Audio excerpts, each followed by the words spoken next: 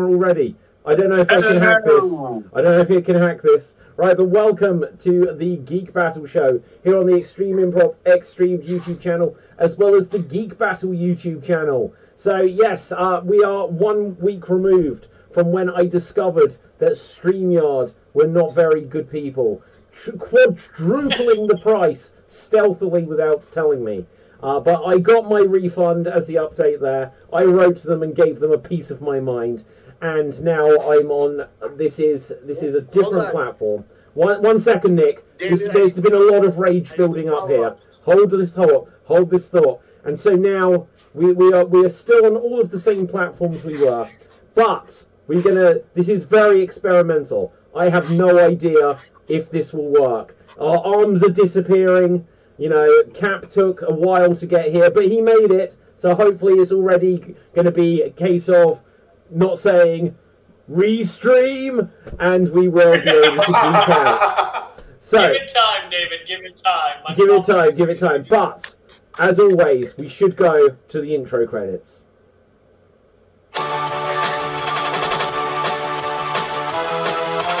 Welcome to the Geek Battle Zone.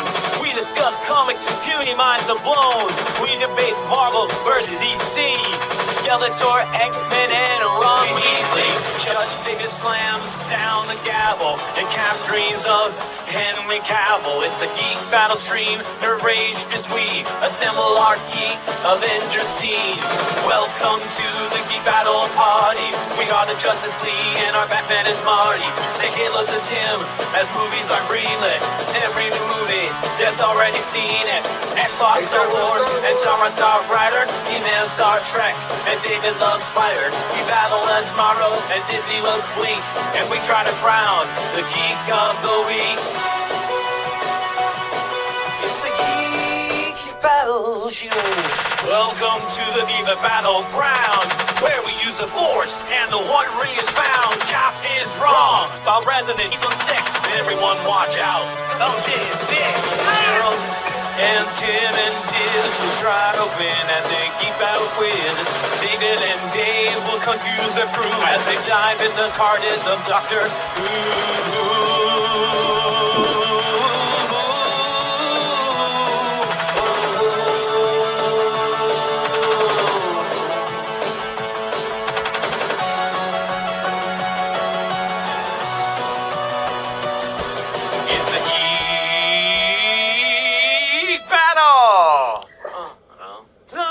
Out now, we're full of hot takes. Johnny Courtney is garbage, but Red Dwarf is great. You love Sega, I love Nintendo, but in the Geek Battle, we are all friendos. Oh, it's a Geek Battle show. Oh, the Geek Battle show. It's a Teenage Mutant Ninja Geek Battle show. And yes, here we are. So, Tim, your hand is up. Tell us things. Next time, can you have Zardoz and the Total Recall Mutant in like the same two like following shots, so you get some real, Yes. I got nothing. Okay, we're going to work this out. I'm going to be honest, I don't know what a Zargod is, but we'll figure it out. Zardoz? Yeah. Zardoz is the Sean Connery character with the cod piece Oh, right. and the revolver. Yes. Okay, right. Yeah. Fantastic. Why I know that so well. Now, guys, look, this is a new look, a new era on this. If it works, if not, then we'll be begging back to StreamYard soon. I've got that intro to play. I don't have everyone else's intros on here, so we're gonna have to do it old school style. So what can I say? But oh shit, it's Nick. Say hello to the people. Hello to the people. Do you have a geek trivia fact for us? You were waiting for the video. I literally just said I don't have the intro videos. Nick. Right. Hello, my name is Nick from Virginia. Oh, you're super quiet. Let's see if I can turn this up. Go for it. Hello, my name is Nick from Wisboro, Virginia. Game that.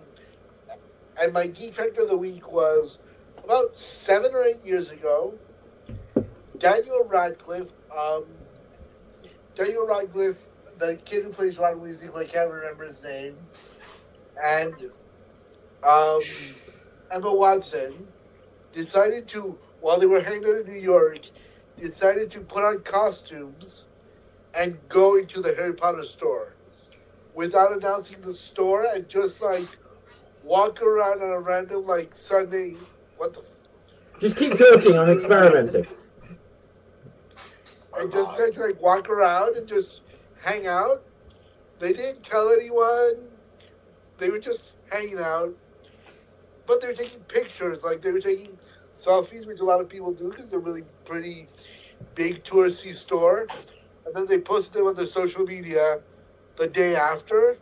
And the people who were there were like, holy shit, we were here like for 2 or 3 hours and we didn't see these people. Wow.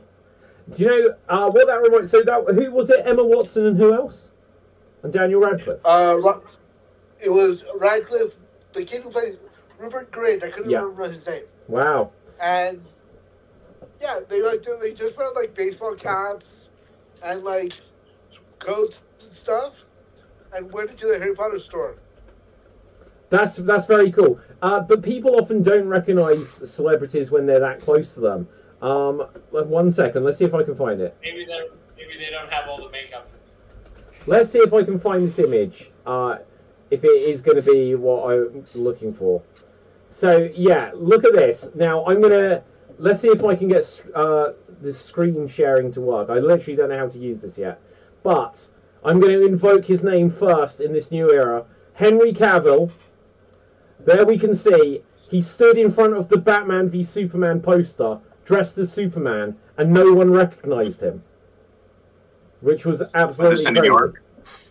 Sorry? Well, that's because he's fucking Henry Cavill. Nobody cares about him. Yeah, everyone cares about him. Whoa. There was a video that he actually did to test the glasses theory, I think. Well, that's what I was looking for, but this shows it off as well.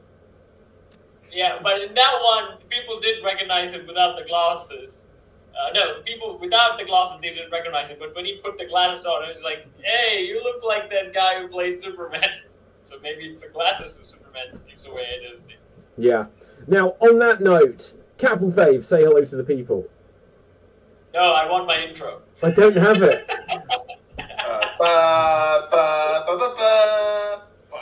Yes, okay, thank you, Dave. Thank you, Dave. Appreciate it. Hailing from the land of leopards, elephants, and crocodiles, it's me, Capital Dave. My geek fact for today, well, I'm going to share the story later because Dave brought a great game that I saw a video on that may brought back memories. But what I'm going to give you a geek fact about is the Warhammer universe. You know the Space Marine, right? Everyone loves the Space Marine. Giant walking dudes, kills everybody, cool. But the problem is, they are the Emperor's finest soldiers to deal with all the threats in the universe, but you really don't want them to come and save you. Specifically, some chapters that are not very happy about revealing themselves. Because they might come and kill the aliens that are trying to kill you, and afterwards they will turn around and kill you too because you saw them. Because some of them are not meant to be seen by humans, so... If they're blue, you'll probably be okay. If they're green, yeah, you'll do fine. But if they're black, yeah, you're going to get redacted by the CIA. So exterminate the planet. Yeah, well, that doesn't sound... No, I can't say that. I cannot say that. I will get in so much trouble. I'll be honest, I wasn't really paying attention. Now, with that, we're going to come over to Tim. Say hello to the people.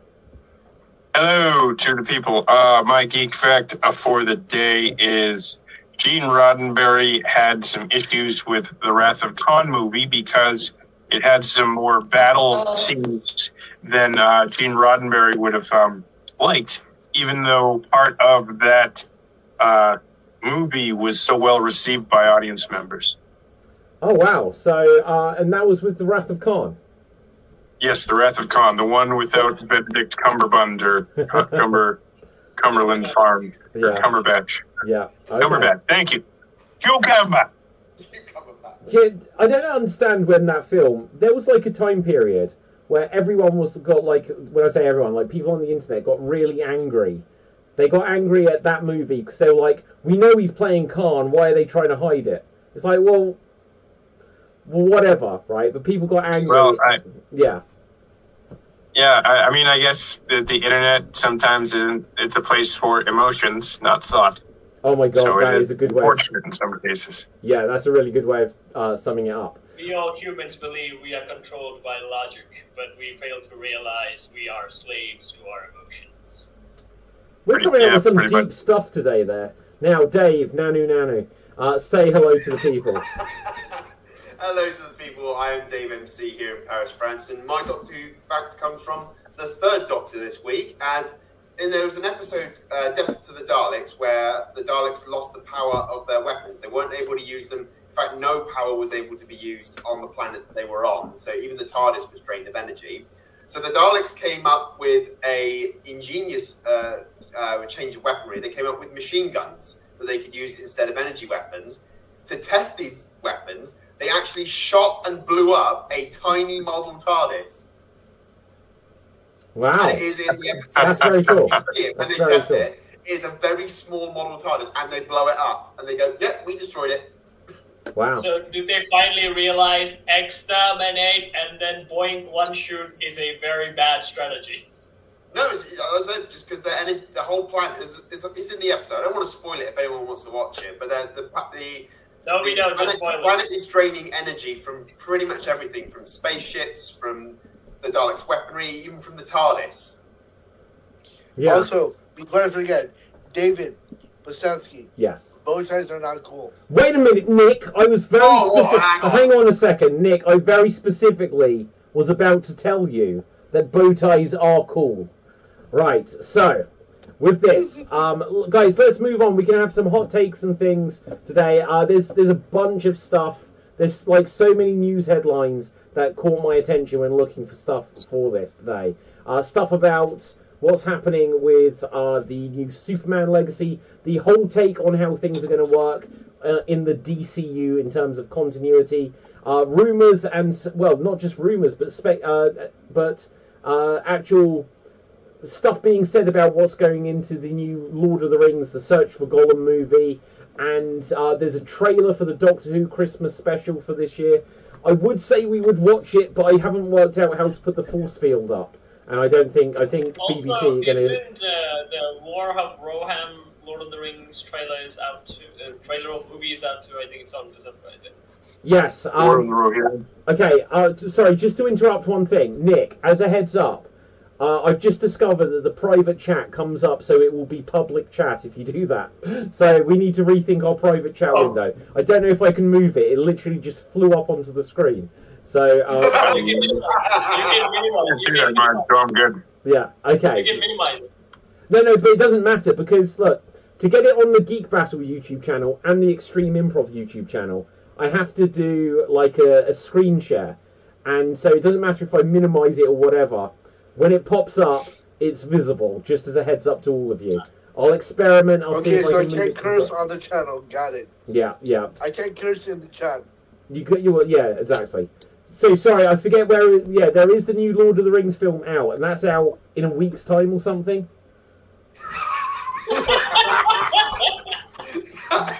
The amazing thing. Hang on. Jim just sent that message and it had the most serious face imaginable. There we go. Right, okay, so now it's visible. So, where were you at? The new Lord of the Rings movie, Cap. Give us your thoughts. They released a song. Well, it's not "Icy Fire" from Ed Sheeran, but it sounds interesting. I like hearing it. The weird things, Dave might actually shed some law on the law of what they're doing, because I don't think this is technically something that happened in the Tolkien universe. I think they're also kind of doing a prequel story to that. I don't understand, Rohan is going to war with another kingdom because the king just punched a dude and that dude died. How weak that dude is just to die from a punch, I do not know, because the king does not look, like he is in his younger years. And apparently you have, the character you had in the Lord of the Rings movie, who's that blonde girl Aragorn keeps dumping, that she keeps slipping over. Yeah, her. I feel like it's her, but with red hair. That kind of the story that's going on in the background with another black dude hair guy. Kind of looks like my hair as well. He's the bad guy, I think. I still don't understand the story. I don't get what this is about. Do you know what? I'm not so fussed. I'm willing just to discover what it's about when I see it. And I found out it's out, at least in the UK, I believe, in 8 days' time. I'll see if it's got anything that jumps forward, because I'll try to see it. But if it's out like a week on Friday, we might not speak about it, I guess, if we do a show before next Friday. But the thing about it, the thing which I've heard, which people say is a positive, is that it's definitely part of the Lord of the Rings and Hobbit films that have come before. So it's got Which one we talking about? the new one. I can't even remember what it's called. The War of Finding Smeagol. No. So the animated one. Rohirrim, yeah. I can't even see that they're showing it in my cinema. That's terrible. Those bastards. I wanted to see this one. Is it a movie or a video game? It's a movie. No, it's a movie. I thought it was a series. No, it's an animated movie. Okay. I'll bring up the info. I thought it was a video game. But yeah, so hang on. Lord of the Rings, War of the Rohirrim. This is beyond my knowledge. Do you know what? I'm going to bring up the trailer. I'm going to have to just start it because there is no way I can get away with it without the shield. The shield I will find a way to have return. But let's bring this up here. So 3 months. Okay, hang on. First 8 minutes. Oh, let's go for it. Right. Let's see what the art style looks like. So. The trailer, 1 hour long. Yeah. Okay, so tells you the whole story. It says trailer, everybody. Let's bring this up here. I'll make the popcorn. So I'm only going to be able to bring up individual moments of it. So this is the first 8 minutes. Oh, you can see a trail. Do you know what? This is shit. There's a I can't ghost. see anything. Ghost goblin. Wait. Forget this. Let's remove this. Let's bring back the trailer. That was rubbish. Right, first 8 minutes isn't worth seeing. But let's bring up the trailer because it did look really good. So, okay, I don't know if I can even get away with showing 5 seconds. You should be allowed to show trailers. I know you definitely can. I just don't know what the way you approach it is. Depends on what So you have a think look at they're this. Have a showing. look. So hopefully we're enough in front of the screen so it won't be a problem. But look, so there we see actual movie footage, and look at this. It's becoming animated, and it looks really cool. So a lot of the trailer, I kind of love that. Yeah, a lot of the trailer is just showing what we're used to changing. But all of the costume designs, I believe that they've got some voices and voiceovers from the main cast, and I think they even have Christopher Lee in it, with some unused dialogue from one of the trilogy. Okay. So it's they've made something that should actually connect into the Lord of the Rings films that we know and love. And look, it's got the correct logo, if nothing else. Oh, and look, that looks like a ring. Oh, that looks like many rings. So yeah, it's going to be exciting. I'll bring up the shield so that this wasn't so disappointing in future. Too late. I know. The thing is, turning fantasy into animations are a much better option than doing big budget films. I feel like it's a much more feasible option. And right now, we all like cartoons now. Everyone watches animated movies. They kill money. Moana's now killing it in the box office. So you really should be appreciating. Moana's doing terrible at the box office here in the States. Moana 2 is doing terrible at the box office. No, it's doing well. It's not. Hang on, let's find out.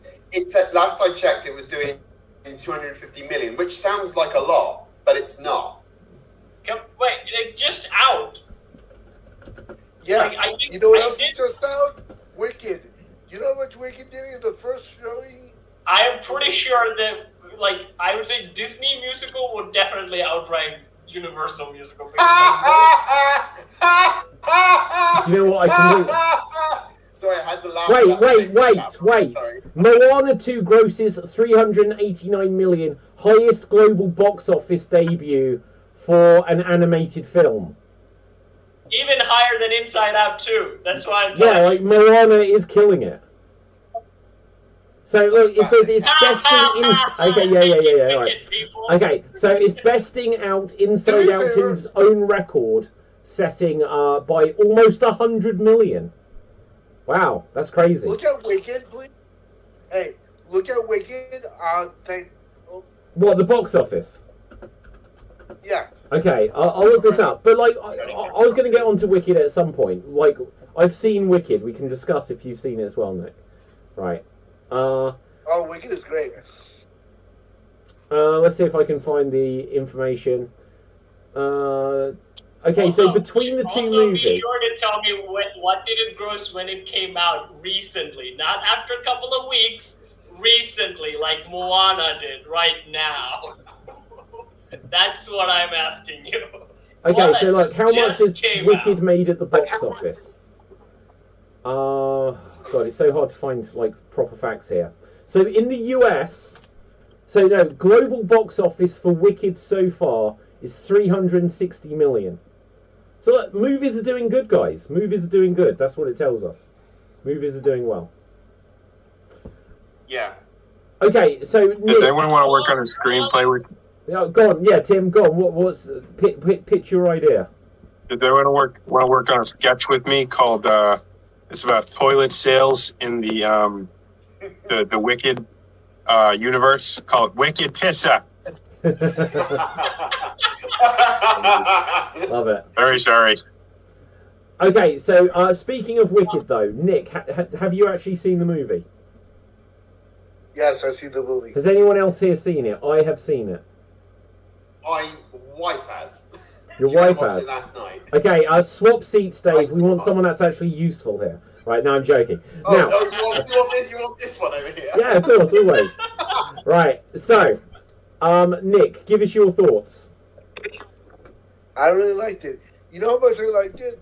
I saw it last Sunday, and then I went to see it again on Monday with my mom. Wow. Do you know, so you're to blame for its 360 million box office. It's you. Double dipping. Not on opening weekend. Not on opening weekend. I only saw it once on opening weekend. Yeah. Okay, so if you haven't seen it, the really interesting thing they've done with this movie is it's based on the stage musical, which is based on a book, which itself is a twisted retelling of the origin story of the Wicked Witch of the West. And this is feeling too scratchy on my neck, right? You know why? Because bow ties suck. Right, it's going back on. Screw you, Nick. I will suffer just to... Can we just mute Nick, please? You know what, I have noticed there's a weird slider thing. So, Nick, can you still talk? Yes. But I can turn you down to almost nothing. Right, okay. No, I'm joking. Right. Yes, I can talk. It's okay. So here's... David. Right, no, listen. So here is the truly weird thing with this movie. If you have seen the musical on Broadway or the West End or wherever, it is literally Act 1 of the musical. Mm-hmm. It is literally half the show. Baby. Yeah, and yet the funny thing is, this one movie lasts longer than the entire stage show, even though it only tells the story from Act 1. And despite all of that, I thought it was a really well-made film. I agree. Yeah. It is my favorite. So I love theater. I'm a big theater person. Yeah. I love theater adaptations of movies. I've seen everyone. I saw Hamilton. I've seen In the Heights. That's a musical I can get into. But I think that from what I've heard, I haven't seen Wicked and I haven't seen the play. From what I heard, it's very good. It's very close to the play. Oh my god, if you haven't seen the West End or the Broadway version, Wicked is genuinely really, really good on stage. So good. It is a genuinely really good show. loads of clever effects. Like the songs, if you've like heard them and that, they're really good. And what it does with the Wizard of Oz lore and the Wizard of Oz characters and how it tweaks them and updates them and like just enriches them, it's a really good thing. And the movie, it looks spectacular. It didn't feel like you were just watching half of a story. It felt like a natural cliffhanger going into what would be Act 2 on stage. And I'm kind of excited to see what they do with it. And I kind of get the feeling, if it's a big enough success, if you're aware of it, this being based on a book, it's based on like a 4 or 5 book series, and I could see them turning it into a franchise.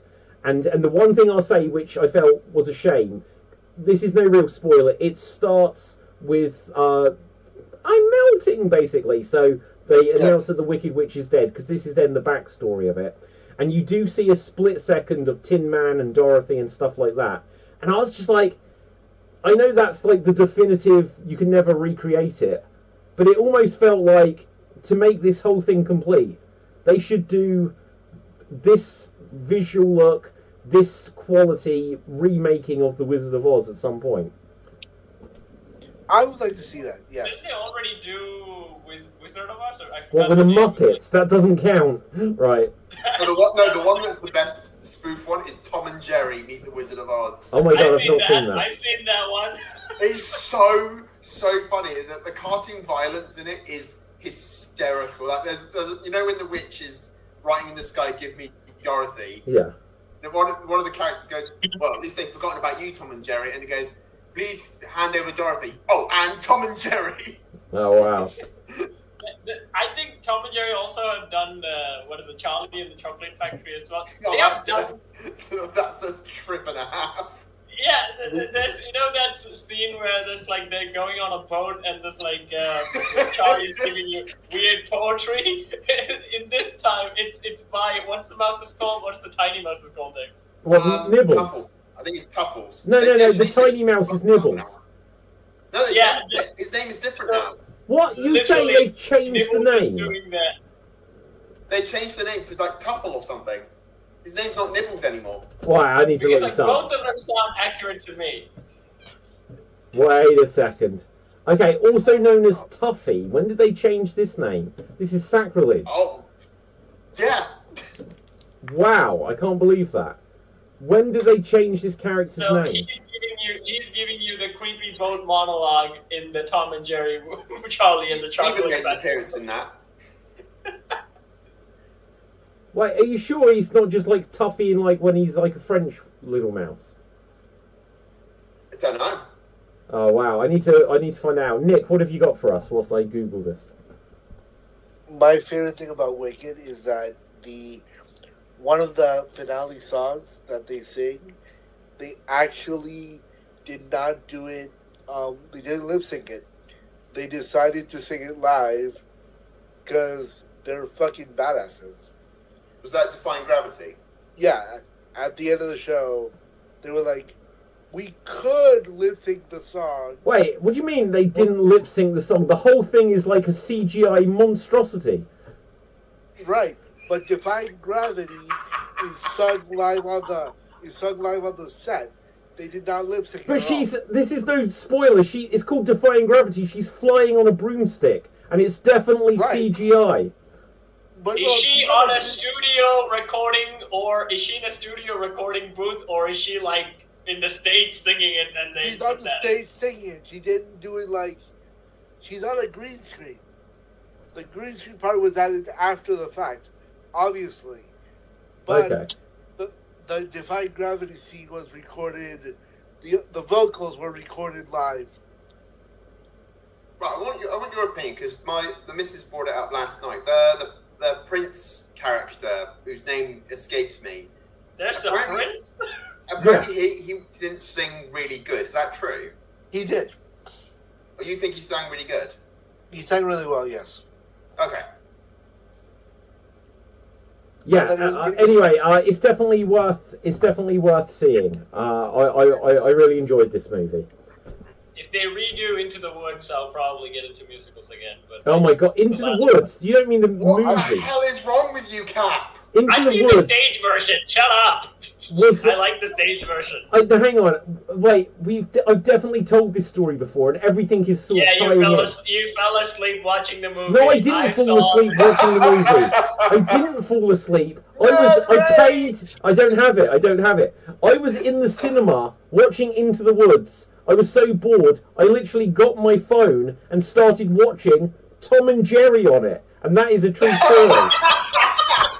I was watching Tom. I wasn't there alone, and I couldn't leave, and so I was watching Tom and Jerry. I swear to God.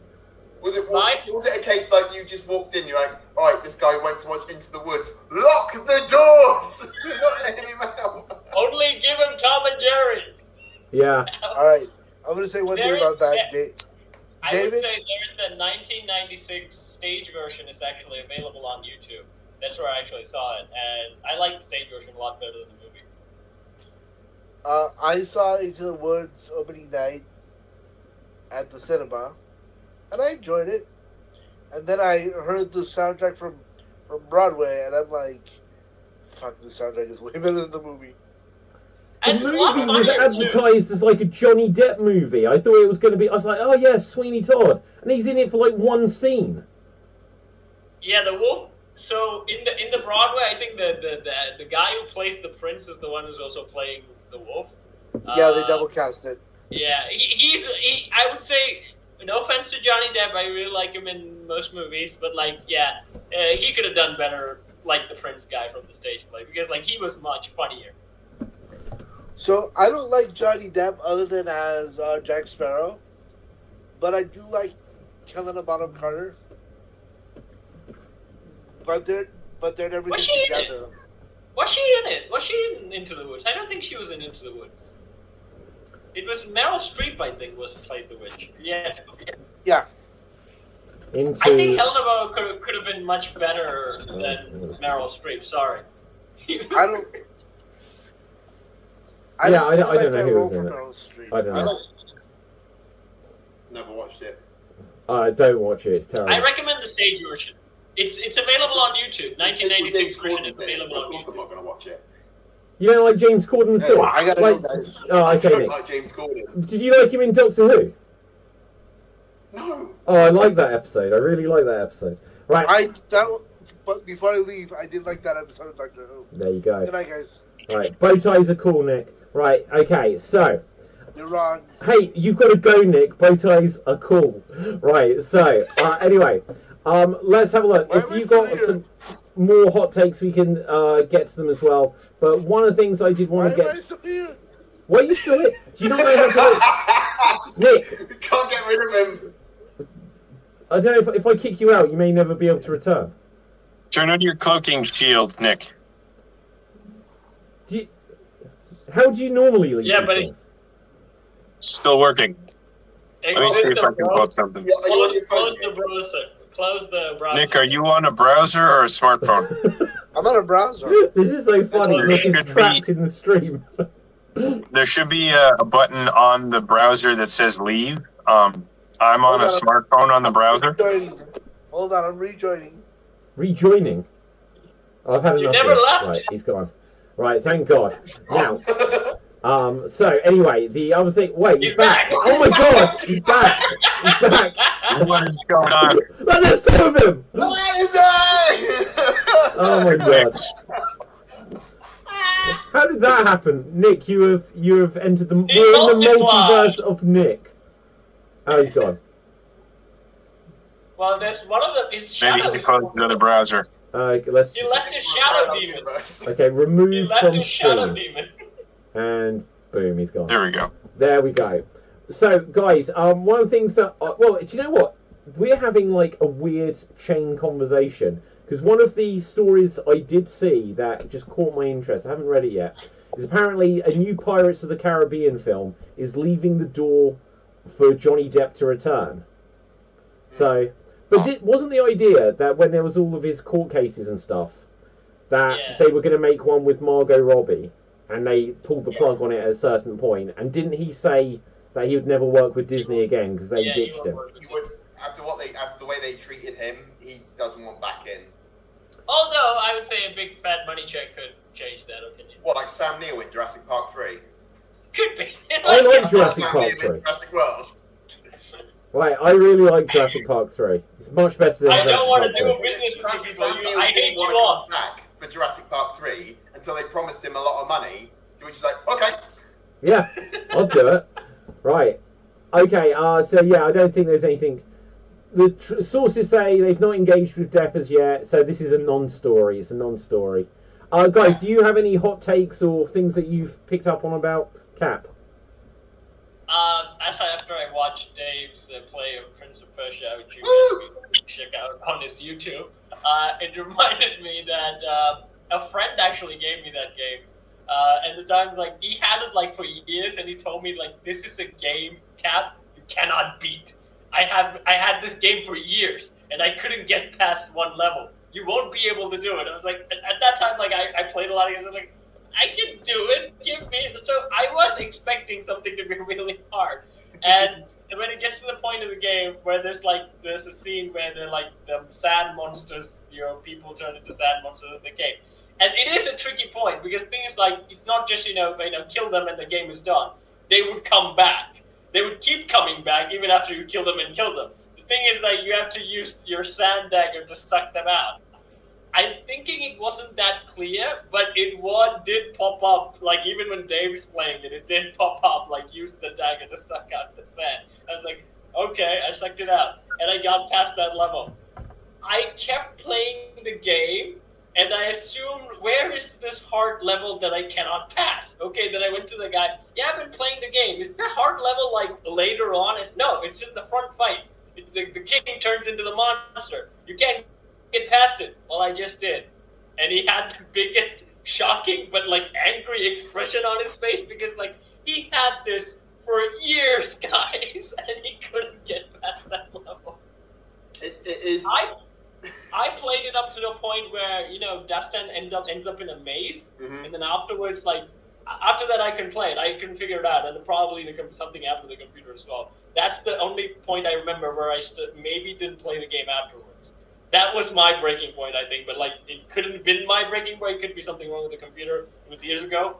I think that's it, but like, that's where I got stuck for a while, because like, I couldn't figure out the maze. Yeah. Well, it is... It definitely was that. Like actually replaying that game for the channel was a lot of fun. I felt there was a lot of puzzles that I remembered playing because I had it on PlayStation, and I've said it to you as well. I played the demo on those old PlayStation 2 demos as well, and then sort of remembering most of the puzzles. And you see later on, I think it's in the 12th episode, there was a puzzle that took me 50 minutes to figure out the answer to it. And when I figured it out, like, that point where you're like, you figure it out and you're like, oh, it was that simple. It was just that simple. And it took me 50 minutes to do this simple puzzle, but then afterwards, I died. And then I had to do it again. I was like, oh my God. That sucks. Because this is a spoiler. At some point in the game, you do lose the dagger, so you can't travel back in time. So once you die, that's it. You go back. You go all the way back to the beginning of the part where it all starts off. And I was like, oh, for fuck's sake. So I had to go all the way back and do the same puzzle again 4 times. 4 hours. Almost 4 hours. No, because once I got it, I was able to do it properly. I'll just get through. All right, that's the puzzle, sword, off we go. Yeah. But just that first time, it was just very confusing. This kind of happened with the Adventures of Tintin, the game. And the thing is, like, it didn't show the tip. If it showed the tip, the game only said, move the parchment. So I've seen the episode already, the cartoon, where the Tintin, like, moves all the papers together to find the longitude and latitude for the treasure. And the game gives like, okay, I'll just put them all together. But the problem is, they are done in a weird angle, so you can't do it like you do it in the cartoon where you set them all together. So I thought all the controls that I had was able to only move them in the places that they were set in. So I assumed, okay, so this is how I'm supposed to combine them. And I kept trying to solve it for years, and I couldn't. And then I thought maybe the game was bugged or something. So I started a new game, came up to that all the way up to that same level again, and played it again, and I was still stuck. I think it happened to me three times probably. And then one of my friends who used to watch me play video games, he just used the arrow key, and then the parchment rotated, and that's all I had to do to combine those parchments. It was not a big puzzle. Just rotate it and place them together. That's all I had to do. I played 6 new games for this thing. Interesting how you put it, like user experience, you know? Yeah. It's like they show only the tip for like put the parchments together to solve the puzzle and show the coordinates. They don't say use the arrow key to rotate them first. Well, it just becomes like that's the instructions are the kind of the most important part of enjoying any game is understanding how to play it. Well, exactly. Same thing, Tim. When I played this game new, I learned, and you'll see it later in the episodes as well. I learned new tricks that I didn't do during my first playthrough. Like I learned new sword tricks and things how to fight in this playthrough than when I did like example 4 years ago during the days we do not talk about. Yeah. Well, like you have a base knowledge first when you went through the first playthrough, and that allows you to integrate that into your muscle memory so you can create maybe other combos or something as a result of that. But, Like, you know, it's like Street Fighter. Even Exactly. in The Witcher, Tim, like which gives you like whole different perspective when you like play through a different time with different styles, and when you learn how to use like certain spells. Like when I first was like fighting raids, I didn't know The Witcher's Yarden sign is the one that you have to use to trap raids so you can fight them properly, because raids kick your ass in Witcher 3. And you have to use the Yarden sign, otherwise you just have to adventure forth and level yourself up so you're much higher level than the raid, so you can beat it that way, just, you know, punching it away. But if all you have to do is like use the Yarden sign, and they'll be trapped, and you can easily kill them. Which I only found out in my second playthrough, and I went, no. Yeah. And like that's the thing is like how many playthroughs can you get from a game?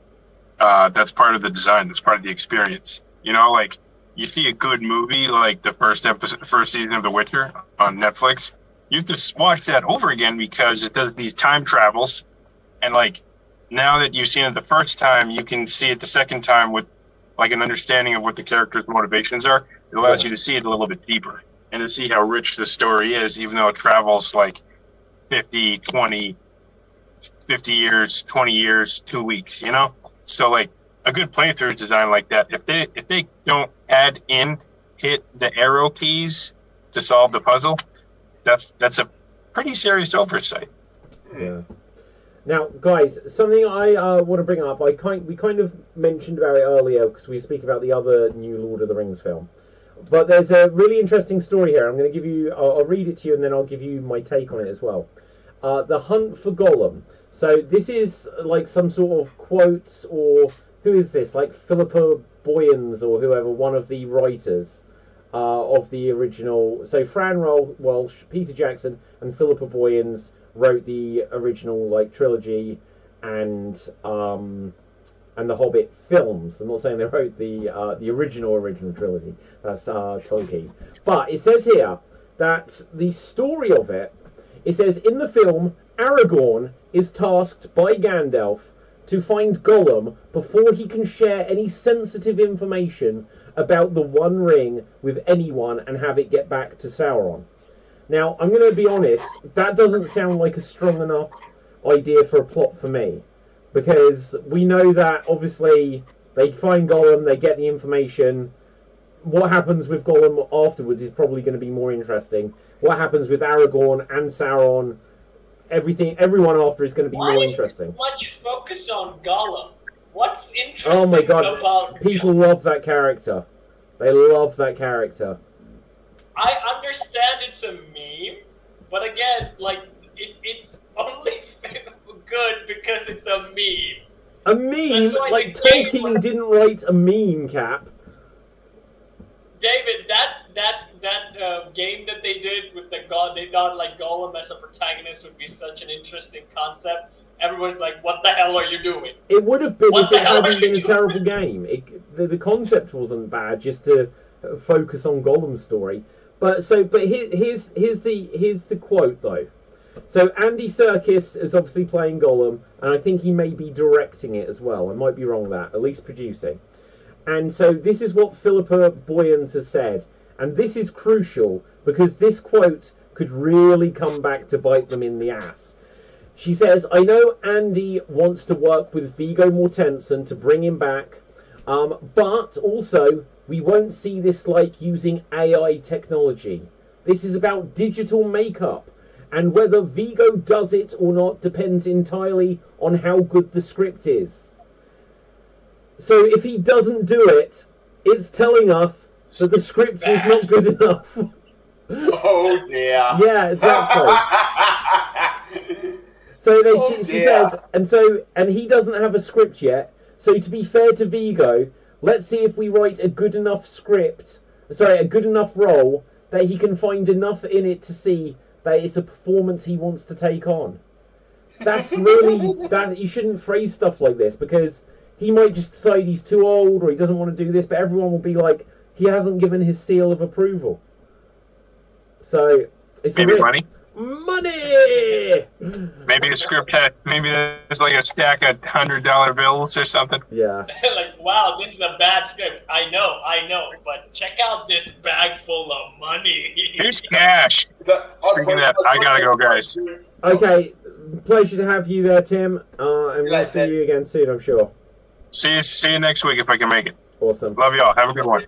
You too, man. It's like Viggo would say. Hang on, how long is it going to take Tim to leave?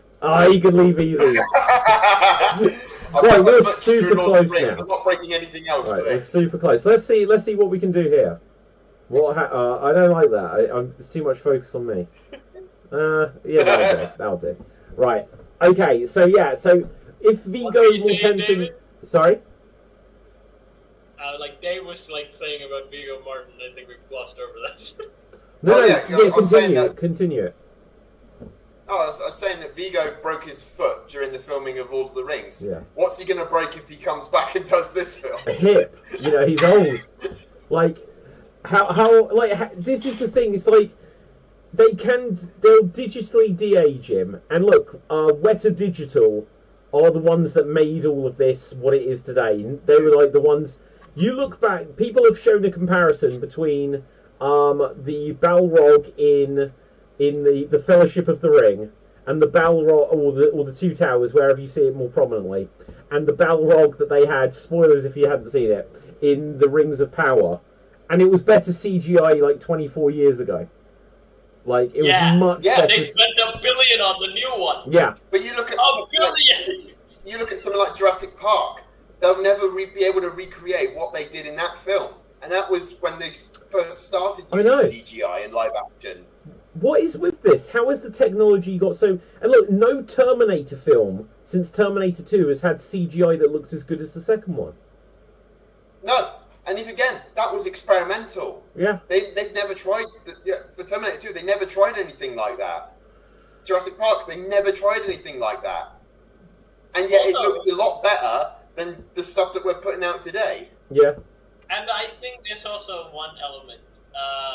I think the CGI wouldn't be the talk of the point if the story is actually good. Like, if you see something that's like breathtaking, you won't be like, yeah, the movie is so great, the CGI was kind of terrible. But the movie was so great. That point will be downplayed. But when everything is terrible, and you spend a lot of money on this graphics thing, like games, I think games are probably much better right now. Depends on the people. Guys, you're frozen on me. I know. You Dragon back? Age. But what I'm saying is that the money that we're spending on CGI, I think they shouldn't use that as a marketing tool anymore, because one, you suck at story, so we're gonna hate it anyways. The other, you say you spent $1 billion, but it doesn't look that good either. So the one thing you had That was the money and the graphics. Yeah. You couldn't even give that. Yeah. I'll give one example I will give. I won't give a review of it because we all know it's terrible anyway. They spent $65 million on a film called Food Fight. I will throw that into the air. Food Fight? What's that? No, 84. I think it was 84 million, Dave. No, it's 65. It was 65 million on this film. It was an animated film about, you know the film Sausage Party? Yeah. Yeah.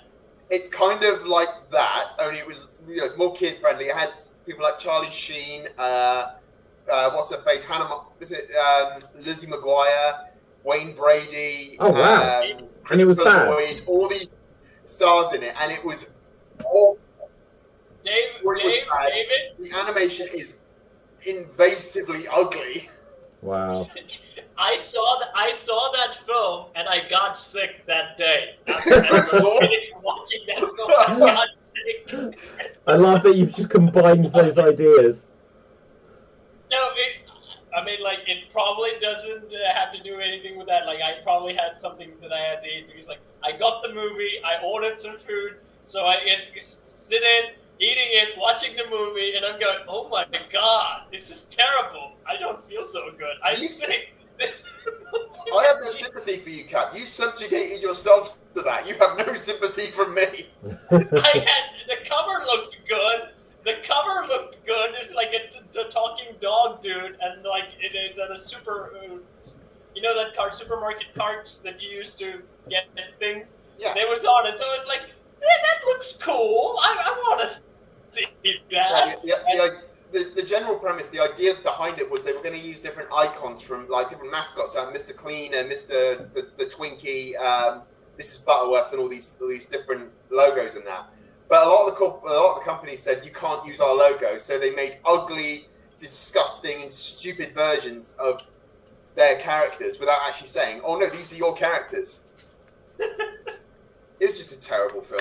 Please don't ever watch it if you're watching this. Okay. Now, guys, I've got a couple. It's an Go on, Cap. It's an experience. It's an experience. If you want to get sick, watch that film. You'll get sick. Yeah, if you want to take a day off work, watch Food Fight.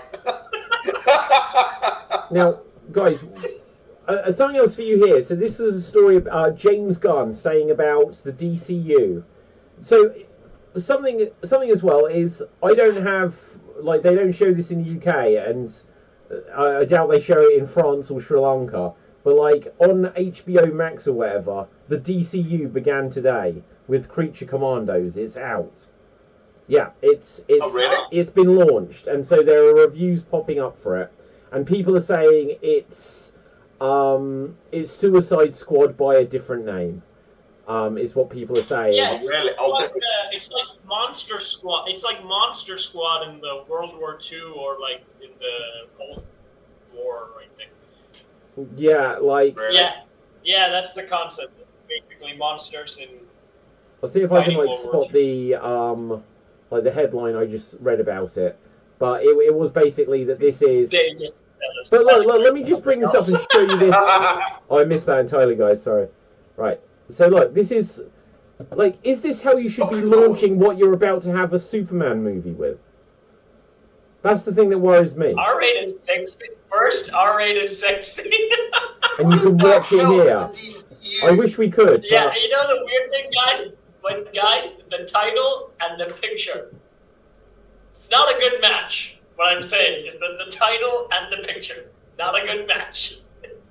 No, but it's not a very good selling point when that is your selling point. So instead of saying Creature Commandos takes off today, follow the adventures of, you know, Captain Bob and what he does during the war. No, let's just promote the fact that there is a sex scene in it, and then that'll get everyone's attention. Oh my god, guys, I cannot, look, this is animated, so the YouTube gurus watching this is animated. It's a still image. But this is literally gonna, you see this, and then they're gonna go from this to launching a Superman kids film. Like, I think this is a mistake. James Gunn is not the guy to lead this vision. Although in the animated DC realm, right, DC kind of always been a bit saucy. Like even like the old Batman animated films, like the Mask of the Phantom, I think. Yeah. It's a bit saucy, I would say. They never go like fully nude or anything like that, but like they made a lot of references. Yeah, but it's not. But it's not the focal point. It's not the point that you focus on. You focus on story, on characters, on who's in it. What comic are we kind of adapting? But to lead with that as your selling point. Okay, guys. And then like Dave said, David, to go from that to Superman. Yeah, exactly. So, guys, I can't risk showing this on the stream. I'm going to literally put it into our our Facebook Messenger chat, and then I'm going to send it to you like right now, so you can quickly just scroll through. And if you're on a phone, you might not be able to, but you'll be able to see this. There's literally there are butt shots in this, Cap, for which you are known to have appreciation. Are they good ones? Are they good ones? Well, you tell me. You tell me what your thoughts are on this, because I think they can't do a connected universe of something that's like this into Superman. I think that they're going down the wrong path. They're going to alienate parents that want to take their kids. I don't know. Scroll through, skip through. You'll see what happens. It's about a minute in. I'll go 49 seconds specifically. Cap, you're going to love this shot. I can't show it on the screen. I see what you mean. Yeah, like what is this? What is this? So far, the characters look good. Yeah, you get to 49 seconds, Cap. What you're is gonna. Smoking? Yeah, I don't know. I'm watching. I'll go. I just want to see Cap's reaction.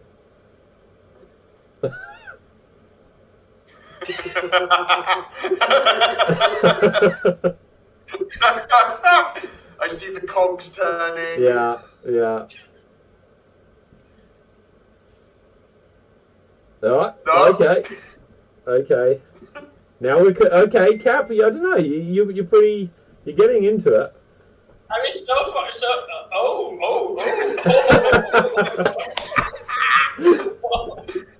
Oh man. Okay, not a good butt shot, but a good butt lift. Yeah, okay, good butt lift, but not a good butt shot. Look, so should they literally have like Superman banging like Lois and Lana Lang in this new movie? Because although David, like when you said like there is a movie called Assault on Arkham, in that one Harley Quinn does go to town with Deadshot. Wow. DC animated movies do sometimes do that. And there's like one where like Aquaman is doing with Wonder Woman. Like animated movies, DC animated movies do push the limits.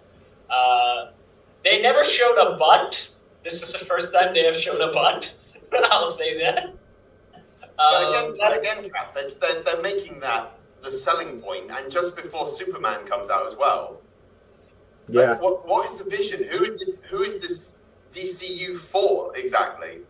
Is it for kids? Is it for grown-ups? Is it for everyone? Is it something you could watch? I don't recall. Oh shit! Hang on, wait 1 second, guys. Oh, it's Dev. Dev. I don't like this site. You don't like this site? It's different, isn't it? It's different. Hello, Dev. How you doing? I've been trying to get in for like 15 minutes. Oh shit! You should have like messaged the group. I didn't know. Like, I've got to get used to where the controls are. They're in different places. Don't worry, Dev. We're still in the intro section. Yeah. Yeah. Technically. Yeah. StreamYard is done. I think for now at least.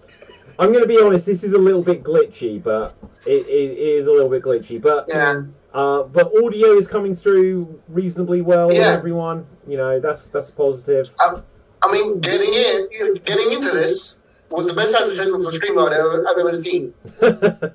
The controls are right at the other side of the screen. I just didn't know people were there. But I don't know if you see the same setup as me, but there's like a little vertical stack of people. So yeah, I didn't spot that, I'm afraid. Dev, we were just discussing that Creature Commandos has launched today. People have seen at least the first episode. There's graphic sex scenes in this animated DC, the launch of the DCU, and we were just debating if this is the right way to give the direct prequel to the new Superman kids film. James Gunn is trying to get into the new DCU the same way he got into the old one. Yeah. By being raunchy and angry. Yeah, I agree. I think don't send it for kids. I think whenever you send a movie, it's like the Justice League and also the Batman Beyond and Batman shows were kid shows, but there's not something kids, I think, would watch. Considering when I say kids, I'm talking about people who are like 10 or lower than 10. They would not be like watching that. Most people, I think, who saw the shows were like 10 onwards, like the teenagers. So that's fine, because like I don't want a kiddie story where it's like, yay, Superman, that kind of story. I don't want that movie, okay? I'm not interested in seeing that movie. It'll be the Justice Suite cut again. I don't want it. But like I said, like Dave even said, making this the focal point is not a good idea to go away. But you know, you guys got away from Snyder because like he was too dark. So your answer to the problem is, well, we can be sexy. We don't have to be dark, we can be sexy. But here's the thing: the Christopher Reeve Superman film, they still replay it. People still love it. You don't have to have things be gritty. You forgot how horny that movie is, David. Literally, Lois asks Superman, what color are her underwear? And Superman answers. Okay, but whereas you think that is horniness for 1977 or 78, if you remember, Cap, the thing that directly follows that is they fly together whilst Lois Lane recites a poem. That's what happens in that film. They fly together and you hear her interior monologue of a poem. That's what it's not horny. David, just expand that poetry into a mid-flight sex scene. It works out. Could have done. But yeah, actually, Cap, I'm not going to lie. I've just thought about what you said. I'm instantly going to backtrack it. Because if you remember Superman 2, Superman, blinks Lois, right? And at the end, she's like, I can't deal with the stress. He's like, screw this shit, kisses her and wipes her memory. That might seem a little bit like, whoa, so is that ethical? In Superman 4, Superman doesn't know what to do about the world having nuclear weapons. So he goes and reveals who he is to Lois, boinks her, and wipes her memory instantly. He had no other plan than to wipe her memory after sex. I think the plan, it said, he can only be with her, if he gave up his powers. And he does, and he realizes the world turns to shit, so it's like, okay, I had to get my powers again. Well, time to wipe the memory. Yeah. Boink! Yeah, but okay, so what about, have you seen Lois and Clark, The New Adventures of Superman? They showed how they made it work. They literally, Dean Cain, Terry Hatcher, they literally get married. So the Christopher Reeve Superman is just a little bit rapey, I'm not gonna lie, guys. Oh yeah, have we talked about the finale of Superman and Lois? No, we haven't. It literally ended completely. So the Arrowverse is done. Wow. It was the last Arrowverse thing and it's done. Okay, so I haven't seen a single second of Superman and Lois ever. But I have seen the guy who played Superman because he was in Supergirl or whatever. But yeah. I have not seen a single second of that show. So the idea is done. I know it's gone on about 4 years or something. If you've watched it, did it have an interesting ending? It's a very interesting show and a very, very, very good ending. Because it was basically a family drama with superpowers. And Superman was second to Clark. It was about Clark learning to be a father. Didn't they already do that with Smallville? Literally, they never gave us Superman. Just give us the characters we want. This is Terminator just killing John Connor over and over. With Smallville. So, Sid, who attends Geeks when I was on vacation, actually did make a post about how literally it was the Smallville story, like branching on to his like family life afterwards. It kind of feels like it was a long. Yeah, break. it was like that. Oh, But it was yeah. done really, really well. Like, for example, there was a scene where his son and wife are threatened by a bully's dad, right, with a gun. Yeah. And then he's like, oh, so, and then Lois tells him, and he is angry and goes off to confront him. He says, this battle doesn't need Superman. And he just replies, he's not going. So he solves the problem with Clark. Oh, wow. Yes, I'm not really sure. I'm not really sure how powerful that moment is, because like Clark still can get shot and be pretty cool about it. Yes, but I think it'd be a more powerful. Like having it come from Superman is one thing, but having it come from Clark is another. It's more powerful for him to do it as Clark Kent. Yeah. No. What I'm saying is like whenever Clark Kent is brave, right? It doesn't really hit that brave because we know he's Superman. Like. What's like whenever Clark gets kidnapped, we go like, oh no. No, it doesn't. It does in this show because he separated the two. So Clark is like this timid guy who goes into being a father, while Superman is invincible. Yeah. So the characterization is there, and the ending. Yeah. There's a cool video on like character morality, right? Like how why Superman is the most moralist character, and there's a good video there, but I forgot who did it. There's a good YouTube channel that analyzes it. But like, yeah, Superman being good is not that problematic, guys. Because he can be okay without killing someone because that guy would have no chance in hell killing Superman anyways. So he can be like, you know what? A guy shoots him in the face and like, I'll give you a second chance. Don't worry. He has that pain. While Batman is the one who's like, oh shit, what if he shoots me again? Better pound his face real hard so he won't. Yeah. No, I learn everything in life from like Batman's teachings. You just keep pounding people. Right. So, guys. Now, guys, we'll have a few minutes left. Dev, I'll come to you though. Do you have any particular, you might touch on some things that we perhaps have already touched on, but are there any things you've seen or hot takes you've got that you'd like to bring to the table? Well, again, I would like to go back to like, okay, so with the Creature Commandos, really quickly. Yes. Like everyone in Creature Commandos has been nearly everyone has been in a superhero show already, whether it's DC or Marvel. Most of the cast are like superhero veterans. So I'm worried that James Gunn isn't like branching out to new actors and just like relying on people who's worked before. Do you know what? Let me bring up who the cast is. Creature. Is Jensen? Who's the new Batman now? Like I saw some posts about Jensen being Batman again. Is that? And that's fake. Okay. Oh, is that Jensen Ackles? Yeah. Yeah. He did play the animated movie. I think he did. And that didn't have much left to it. Yeah. They finally ended the whole animated DC universe to start this To be universe. fair, he's done Red Hood, he's done Batman and the animated like new Tomorrowverse stuff, and he's also done Batman in Crisis, the animated one. Yeah. But yeah, like James Gunn going to establish actors, and he's been worrying because they're getting old and they're gonna run out. Who's gonna be Batman? Like, just let the Twilight guy be Batman. Oh, Pattinson. Yeah. He's so Batman. Yeah. So far, the only carryover from live action. Give him a couple of steroids and like put some heels in his boots. Problem solved. Okay, I don't know who Indira Varma. What would I know her from? I recognise her.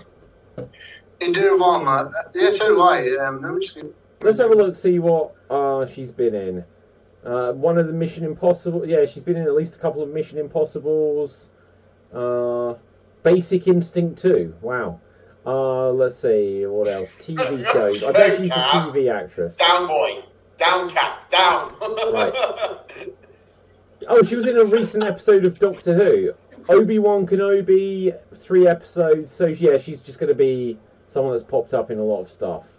Game of Thrones, 13 episodes. Game of Thrones. There we go. Yeah. Luther, yeah, she's done a bunch. Then who else do we have? Sean Gunn. What a surprise that he's in it. Alan Tudyk. We spoke about him recently. I can't remember who he is. Firefly. He's Clayface in the animated Harley Quinn. Okay. He's Stephen the Pirate and Dodgeball. He's like in everything. Yeah. Okay. David Harbour. So he's going to be literally in DC and as Eric Frankenstein, DC and Marvel at the same time. Frank Grillo, who's obviously, oh my god, what was he in? He was in like the Captain America. Yeah, that's it. Crossbones. Yeah. Yeah, I see what you mean. So there's a lot of veteran actors in this. But then they've got a brand new guy, David Corran Sweat, as Superman. So maybe for voiceovers, he's just picked some of his favorites, and then yeah. Isn't James Gunn came out saying that like the live action cast are gonna be the same people gonna voice it in the cartoons? I imagine so. No, they've only confirmed one person. And that's Jolo, Blue Beetle. Yeah. Now, guys, one thing I'll bring here. I saw this yesterday. I don't know if it's still rumor or confirmed. You may have heard this one, but I'll bring it up here. So the Harry Potter TV series, if you haven't seen or heard this rumor. Oh, they casted Snape. They casted Severus Snape. Now, obviously, casting a black actor after casting Alan Rickman is going to be a talking point for probably all of the wrong reasons. So when I first saw this, I saw it on Facebook when I said like, goodbye emo Snape, hello jock Snape. Good luck, James. Good luck beating this guy in Quidditch. Yeah, exactly. Oh wow, what was this? Also interesting, Mark Rylance as Albus Dumbledore. I haven't heard any casting for it. Right? But anyway, so Mark Rylance, did he play the BFG? I can't remember, to be honest. The new one or the old one? I don't. No, not the old one. The old one was like David Jason, like Delboy from... Oh, was that David Jason? Oh, I forgot about that. Yeah. But yeah, so obviously this is going to be a talking point because it's like a race swapped character and stuff like this. And so people... Because like they made Hermione a black actress in the stage show. And people kind of went crazy about it whenever these things happen. I don't know this actor, so he might be really good. So if that is the casting, I'm going to trust that they've got someone good. I'll tell you this: like he looks too cool to be Snape. Yeah, okay, but okay, hang on. But like, Alan Rickman was a pretty cool dude. Like, Alan Rickman was a cool guy. I wish in life I could have hung out with Alan Rickman at times. I think that would have been I want to say he's too young. Yeah. But wasn't Alan Rickman too old? Alan Rickman, I think, was too old. Like, it feels like this guy can play Snape in the flashbacks rather than actual teacher Snape. Let's look up this guy. Even we did get a flashback scene with Snape from the movies, right? Again, like I can buy that's a emo kid who's in the back of the class smoking cigarettes, looking at the pretty girl, thinking he has no chance, and I look at this dude, jock, he's too cool. Okay, wait a second, guys. I'm gonna let's just find out this actor's name. So, like James is like, oh, you're a nerd. No, I'm not. I'm in the football team. Exactly. I'm not going to be able to unsee that now. And on the pose as well, like they could have gotten him to look a little bit more like, a bit more toned down, maybe giving a shy pose. But if this is like, yeah, I'm cool. Hey, Lily, you want to get with that dude or me? Yeah, you want to get with the specky bloke over there with the funny haircut and big nose. Okay, guys, check this out. So, this actor's name, I'm going to mispronounce it. It reads as Papa, so P-A-A-P-A, so P-A-A. Papa Assadie was born June 11th, 1990, so he is 34 years old. Alan Rickman, when he first played Snape, was 55 years old. I asked how old was Snape in the first Harry Potter book. He was 31 years old. So literally, this guy is technically too old as well. Look at me, Snape! How old are you? How old are you, Dave? I'm 31. Oh my god! Like, grow the hair out. You'll be Kylo Ren Oh no, I for did a that while. already. I'm never doing that again. Bring the mohawk back, Dave. Shut up, Cap. Okay, let's bring up this other guy, Mark Rylance. I'm sure he was the Marty is BFG. the back. Okay, this guy looks like what you'd expect. Not saying that like the other guy. Well, no, he doesn't look like what you'd expect. For obvious reasons. This guy is going to play Dumbledore, supposedly. He played the He looks BFG. like I can Neil imagine. Mary Poppins. I can imagine the He looks BFG. like- That performance going into He looks Dumbledore. like Okay, so I'll give him credit for that one because you know what he looks like? He looks like what Richard Harris used to look like. Yeah, exactly. That's what I mean. Without he looks like Richard Harris. for me. It looked like Neil Mary Poppins. Yeah. Male Mary Pop. What the hell, Cap? What? Right. I thought Okay. that was what's his face, Yondu. Wow. He was what? Yondu. No, he wasn't Yondu. Because basically in the Guardians of the Galaxy, like Yondu gets compared to Mary Poppins. Oh. Yeah, like, is she cool? Really cool. I'm Mary Poppins. Yeah. Guys, we're gonna have to begin to wrap things up fairly soon, but I just wanted to check to see if there was any things that we haven't covered that are still on your mind. Like, and also just like to acknowledge that, like, hopefully this will work for the show. Obviously, let me know your feedback later. If it doesn't work, I can look more, but I don't know. This might be the best I can work with for the time being, at least. But go on, Dev. New footage of Cobra Kai Season 6 Part 3 has shown up at the end of the behind the scenes What? like, footage. Hang on, guys. And Okay, Cobra Kai never dies, David. Cobra Okay. Kai never dies. Does it look good, or is it spoilerific? it looks good and it's like kind of spoilery. Oh, I think I might. Oh, watch it's it. not The entirely next spoilery. last kid in it. Yeah, there's a kid in it who does karate. They're not bringing the bird girl back, are they? Is Miyagi coming back? I hope so. How can you do that? He's dead. He was in the last one. See flashback. Ghost Miyagi. Woo. CGI Miyagi. Star Wars Cap. You're not gonna have Mr. Miyagi going, "Oh, Daniel-san, you must go to Dagobah." Actually, They should do that. I'd love that crossover. Oh,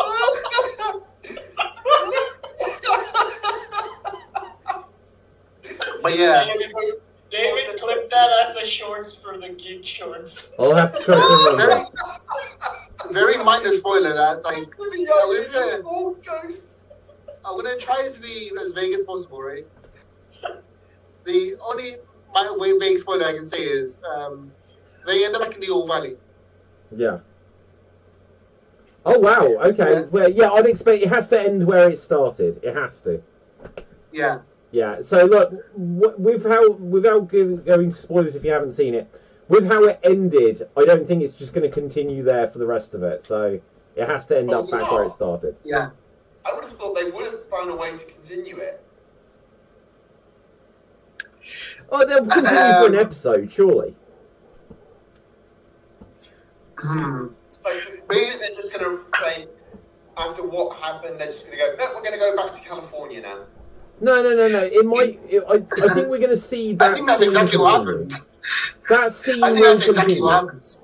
Okay, well, it might be. It might be that it has a time jump, and then everyone's reacting to it. Look, Dave. Obviously, you haven't joined us on Slam Jam. You're not a wrestling guy. The others of us here are. And the thing about that, if I mention the name Owen Hart, you'll know where I'm going with this. There was a professional wrestler who died in an accident on live television, and the controversial thing was that they did decide to continue the show. and everyone for the last 24 years, 25 years now, have like criticised that decision, saying that there was no justification for moving like a guy that was fighting for his life out of the spotlight, out of the ring, and continuing it. So where we got to in Cobra Kai, that the Tekai Saikai, that they can't just be like, well, our next event, right? Come on, guys, they can't do that. Like, I think that'd personally be a mistake. They can't do that. Now, they did say that Mr. Miyagi killed someone in a previous one, which they would have said what was like the 1950s or something. Yeah. But you can sort of go with, well, it was a different era. But I don't think, like, for a modern era, they can go with the idea that someone would get killed and they'd continue. It'd be a bit daft though, because we had the problem I had a little bit with the end of this season is that they've shoved in so many brand new plot points, like and sort of adding new rivalries and new plot points. It'd be a bit daft to just have that somewhat end and then just fly back to California. Like, yeah, fair point. Fair point. They might find a way, like the guy that Sam had some sort of like romantic thing. He's going to turn up again, or something like that. That was one of the ones that for me was just exactly. It was an out of the blue. Oh no, he is there. Yeah, I agree. But yeah, it'll be super interesting. Hopefully that won't be too long. Okay, so with the actual thing, hold on. StreamYard's dying. Yeah. Okay. Hello. Hello. We can hear you. Are we back? We're back. You are dying, Dave. Okay, because like we just like gone crazy. Okay, guys, can you hear me? So yeah, with Axel. Okay, Dev, just wait for a moment until you get us back. I can like sort of like. I think I can. Yeah. Okay. Yeah. I think you're like there's a tiny delay, but I think you're back. So Dev, go for it.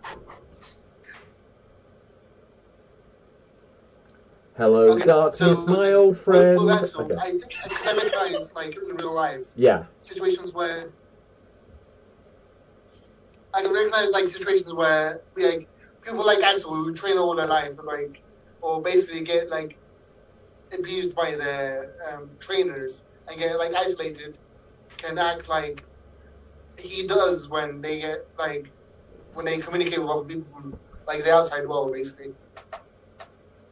Yeah, no, I agree. Yeah, absolutely. Now, guys, on this note, look, I'm going to take on board all of what's happened with, like, doing this on Restream, because obviously we're not on StreamYard, and there has been, like, some glitchiness here and there. It might be something that needs a little bit of tinkering with and a little bit of experimentation with. It might be because I'm simulcasting I haven't complained.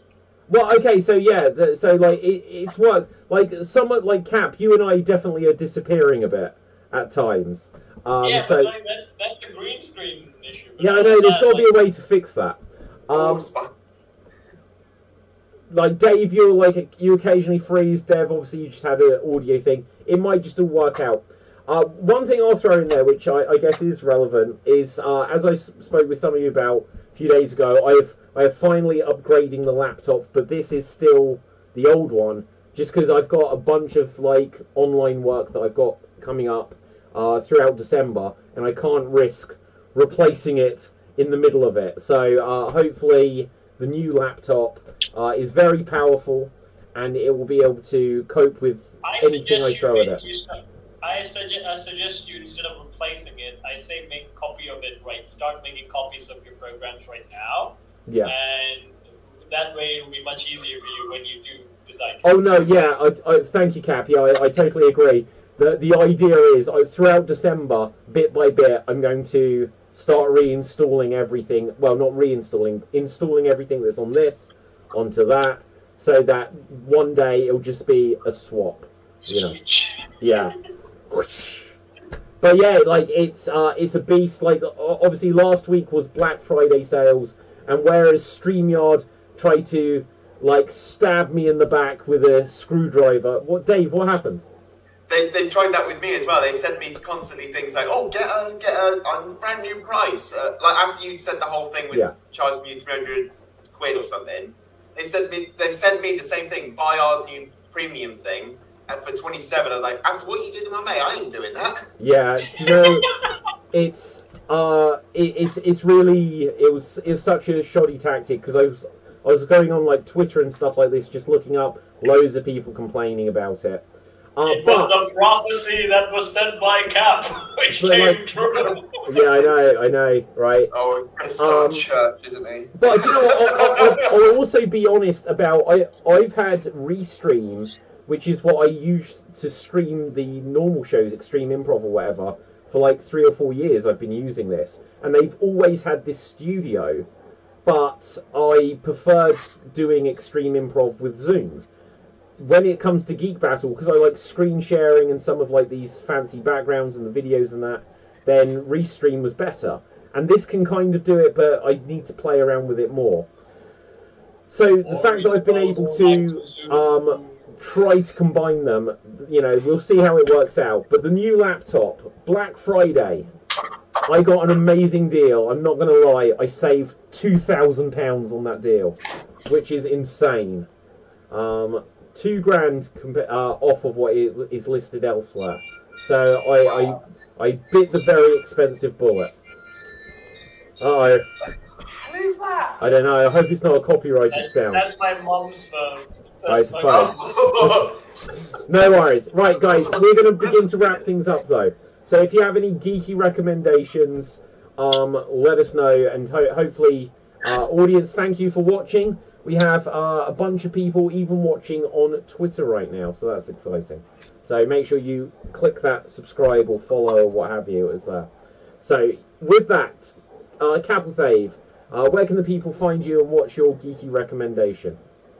If you can follow, when you killed Swadee. Yeah, I was trying to make it visible. There you go. Can I? Okay, you can follow me on Swadee. I know, it's gone again. No, it's gone again. Yeah, I'm working it out. I don't know what to do. There you go. Jesus, I'm trying my best. Good. Stick. You can find me on Shorties, where I sing, I dance, I throw myself in a bucket, and I work with puppets. And recently, I uploaded a video of me reacting to the famous mythology guy. You should go check out. It's the new guy reacting to the mythology guy. And also this week is going to be Mufasa and Scar going to be watching real lion documentaries. Ooh, it's going to be fun. It's a fun sketch, so go check that out. My geeky recommendation, go watch Dave play Prince of Persia. That's the geekiest thing I've seen all week, actually. Awesome. Dev, where can the people find you? They can find me on TikTok and Twitch under the name FWDT, and my geek recommendation of the week is a YouTube series called Casual Geographic, which is a comedic take on the usual National Geographic wildlife documentaries, where they each highlight a different animal in a comedic way. Okie dokie. Dave, where can the people find thee? You can find moi on Extreme Improv and various shows, and check out my YouTube channel and now Twitch channel, Dave MC Gaming. I do Let's Plays of Star Wars: The Old Republic, and as Caps just said, we just started the Prince of Persia. The first episode is out today, so keep an eye on that. We've got 12 episodes up to the new year. Check out my Twitch channel as well. I stream on Saturdays, Sundays, Mondays, and Tuesdays. And my geek recommendation would be go check out V for Vendetta. I watched it for the first time. I love the articulation and the what's it called? The game that we play on Extreme with alliteration. Oh, love right. the alliteration in it. Yeah. Okay, awesome. But this is the first time you've seen that movie. Yeah. I've never seen it. Yeah, go check it out. Take away your British licenses. Oh, no. Okay. Oh, no. Right, okay, so my name is David Pstansky. You can find me at Facebook, Instagram, and Twitter at David Pstansky. And follow everything Geek Battle related, Geek Battle gaming related. Loads of stuff. Continue to check out the clips from the show. I've been a little bit behind on it, but I've got a little backlog of clips to be sharing. We've had some really funny shows recently. Some good stuff tonight. And, what's my geeky recommendation? I don't know. Go watch Wicked to appease Nick. It was decent. But also the trailer for Doctor Who's Christmas special is out. I'm going to work out so we can have the force field and check this stuff out. It looks, yeah. Okay, go on, Dev. Could you clip the entire intro round for last week and make it into a clip? Yeah, I think that's the whole show. Yeah. Yeah, absolutely. So with that, until next time, make sure you smash the subscribe button here on the Geek Battle YouTube channel and the Extreme Improv YouTube channel, and may the force be with you. Live long and prosper, and boom, we're off. Oh, hang on, wait. Now I don't have more videos to share, guys. I don't. I'll be honest, I don't. But I think at this point we should hear the outro song. So that's the end of the Geek Battle Show. Great Scott and goodbye, my geek amigo. Live long and prosper, may the force be with you. Peace and long life, and hit subscribe on YouTube. Until we meet again, it's goodbye from the panel. Same bad time, same bad channel. Set phasers to stun and grab your proton pack. Just like the Terminator, we'll be back. So that's the end of the Geek Battle Show. Great Scott and goodbye, my geek amigo. Live long and prosper, may the force be with you. Peace and long life, and hit subscribe on YouTube. Till we meet again, it's goodbye from the panel. Same bad time, same bad channel. Set phasers to stun and grab your proton pack. Just like a Terminator, we'll be back. Goodbye, everyone.